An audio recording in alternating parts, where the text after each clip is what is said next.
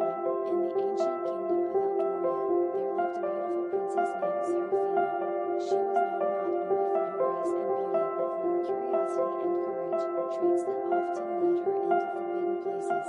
Eldoria was a land filled with magical secrets, and Seraphina had grown up hearing stories of the enchanted forest that lay beyond the castle walls, a place her father, King Alderaan, had forbidden anyone to enter. One evening, as the sun set behind the mountains, casting a glow over the castle, Seraphina overheard a conversation between two fairies, who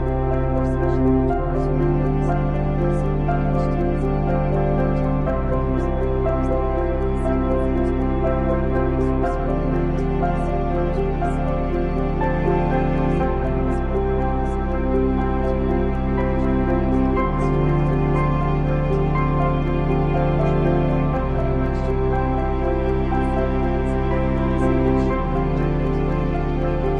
the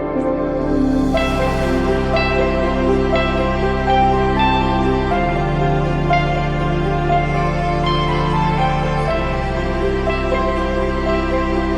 waters that would free the secrets into the world. The sorcerer went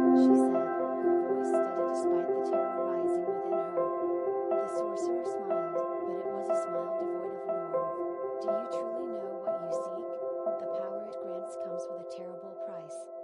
Seraphina hesitated. She had always been told that with great power came great responsibility, but the thought of returning to her kingdom with the wisdom to lead her people better than her father was a temptation too great to resist. "I will accept the prize," she said, reaching for the rose.